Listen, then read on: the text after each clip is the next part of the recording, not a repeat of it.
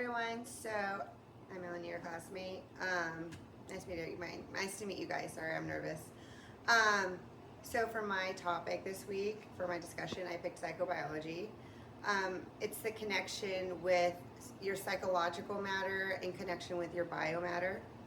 The scientist behind this is Carl S. Lashley. Sorry, I'm butchering his name. He was born in 1890 to 1958, which is not very that long ago. That's the year my mom was born. So this information is relatively new. So pretty much he had his dad as a businessman and politician, mom a teacher. So it created the foundation for education, higher thinking, or higher learning, I should say, with critical thinking skills. So what he discovered was basically he wanted to study the biological science and what influencing thoughts, emotions, and behaviors and how it's all connected. So he first followed John Watson and his ideas after he graduated. He followed him for a while, but then over time he had different ideas. So Lashley was big into neurophysiological stuff, and Watson wasn't really. They remained friends, but they decided to break away and go on their own ventures and study their own things. So if we want to go straight away into what Lashley's findings, pretty much he wanted to identify how stress impacts memory, how drugs impact your mood, and how stress impacts your sleep and learning skills. How do these emotions inside of our body affect our behaviors and our outcomes? And so that was his expertise. And so we can break down the core things of it. So when it comes to your brain, you have 3 different parts of your brain. So you have your frontal lobe, which is your decision making, your planning, and that's pretty much, if you think about like a picture, that's the bubble of all your information, you know? And then you have your amygdala, or the previous word that it was like the founding word was the reptilian part of your brain. And that part of your brain is your fight or flight response. So whenever you're in danger, that part flicks on and it's like, okay, let's do this. You know what I mean? Come at me, bro, basically. And then we have the hippocampus, which is your memory. And so all of these 3 parts of your brain, there's more parts of your brain, but these parts in particular are important for your neurons and information retrieval. So you have your neurons, which is sending messages. And so it's sending messages to different parts of your brain, different parts of your body, and it's also associated with your nervous system. So your central nervous system, those are your sensors that pretty much encourage and do the actions of your body. So let's say, for instance, there's this dog that barks at you every single day, okay? And at first you walk by this dog and it's not a big deal and you have your little dog with you and you're fine. Well, eventually over time, your nervous system is going to click on no matter what, because it knows when I pass this house over here by my house, there's a dog that's going to come out and it's going to bark at me. It's a pit bull and I'm scared. And that's just a subconscious thought that it's a subconscious message that your brain is sending to your nervous system to be like, yo, stay on alert. And that's the amygdala. So that's on. So there's different parts to how your neurons are developed.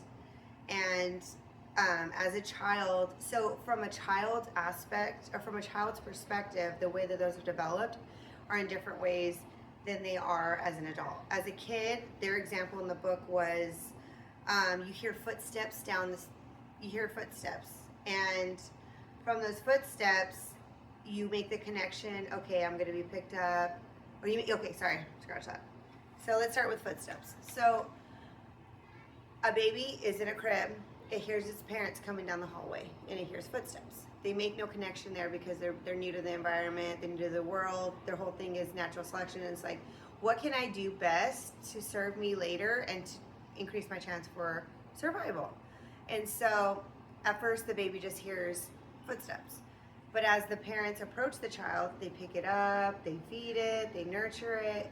And then over time, now when the baby hears footsteps, it's not just footsteps anymore. They have a prolonged thought using those neurons to, oh, wait, if I hear the footsteps, oh, my mommy's coming. My mom's going to pick me up. She's going to nurture me. She's going to feed me. When it comes to an adult neuron, the way we do, the way like when we learn something new, it's more of a creativity, and it's more of like you're changing what you've already learned. You're incorporating new information to change the predetermined ideas that you already have instilled in your brain. There was a lot of big things that I wanted to touch on with, and one of the things in particular that Lashley was, I don't know if it was a glitch, but sorry. Anyways, so thinking about neurons, there is a certain order that our brain categorizes and puts those messages in, sends that information.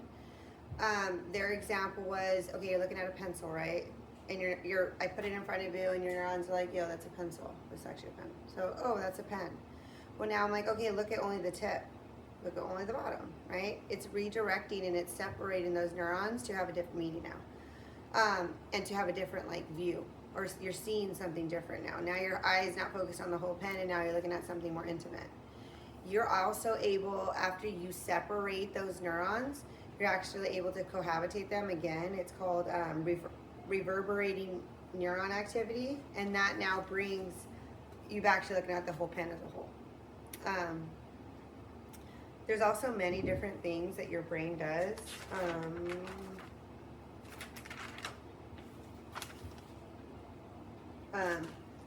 So when we think about the way that our psyche is connected to our body, there is a genetic factor that's associated with that. We have our hormones, we have our genetic makeup, all of those things, environments that we grow up in, all of those things ultimately impact the outcome of our neurons. I actually learned like early on that when you're a kid, when you teach them something, it's pretty much like establishing a file in the brain. So it's like, okay, I'm going to put this file here. Yeah, it doesn't have meaning, it's just a file. But over time, you're collecting information and you're storing it in that file. So then later you retrieve it and you're like, that's like too, like when you have kids and you're like, use the big words. Yeah, they don't make sense now, but later when they have it, when you say that word, it's going to trigger that messenger. And so when you're thinking about neurons, that's basically what I think. I feel like it's kind of like that movie, I forgot what it's called, but anyways, it's pretty much like tons of files, and it's like we establish them young. Some of them we change out the file we update information, but overall it's files that we're constantly retrieving. Well, these files have a very big connection with us as people. So our physiological, biological state. So it's like, okay, so if we're thinking about like physical geography and we're living in the biosphere, we have that connection. We are animals, so it's just a way we use neurons to adapt for natural selection from like an animalistic point. We also, within these neurons, they can be culturally based. And it's like, we use the benefit of learning a culture, establishing a culture, creating a community, because why? It creates a chance for our survival, which is the main point. Like at the end of the day, we're all animals. We just want to survive. And so by us, our brains building the neurons that we need for survival, it's like its main purpose.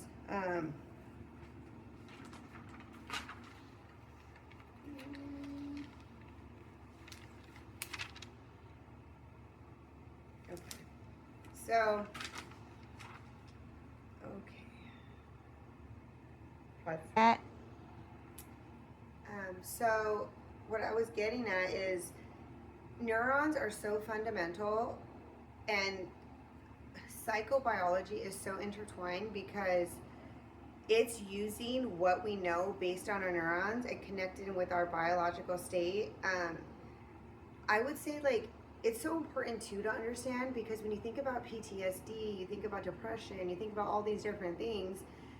Let's say PTSD, for instance, it's a disease or a mental disorder that you get, post-traumatic stress disorder, and it's basically thriving on your nervous system. Like I feel like the best way, I have PTSD, so the best way that I can explain it is I will be anxious no matter what. Like, let's say I get in the car. I was in a crazy car accident when I was a little kid. My nervous system forever remembered that trauma. Like, that's not going to go away. That's there. It's instilled. It's part of my memory bank. Yeah, I was a baby. Yeah, it's going to be subconscious. But now when I'm in the car, I am extremely anxious. And it's not necessarily because I witnessed the car accident. Yeah, I was there, but no, I was a baby. I don't remember it. But at the end of the day, my nervous system remembers it because that's my biology. That's the connection there. And so every time I'm in the car, now I'm using my brain my brain's gonna flick on and be like, okay, I'm in danger, my amygdala's on. It's like, brace yourself, you know, but really there's no danger there. That's the PTSD part of it. I'm anxious in the car. I always have, I'm working through it. But at the same time, it's the connection, my body and my nervous system is telling my brain, hey, you're in danger. We've done this before, remember it and don't forget it. So to me, that's what stuck out to me the most in this scientist was making that connection with why we think and why we do the things we do based on our psychological experiences as well as our body and how our body feels with those experiences. I feel like this can honestly just branch out to on every single thing. It's, let's say, love. You know, for instance, you've been burned in the past, you've been cheated on, blah, blah, blah, blah, blah, right? Your body is not going to be as trusting and as forthcoming with that kind of treatment or emotion because you have been burned in the past. Your body had to deal with grief. Those things aren't forgotten. And so that's the biological, psychological connection.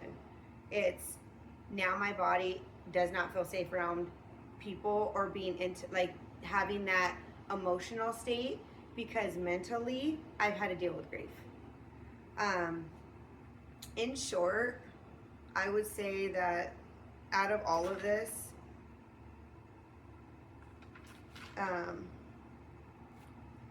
in closing, my biggest takeaway is how psychology affects our mental state and what we do that motivates us.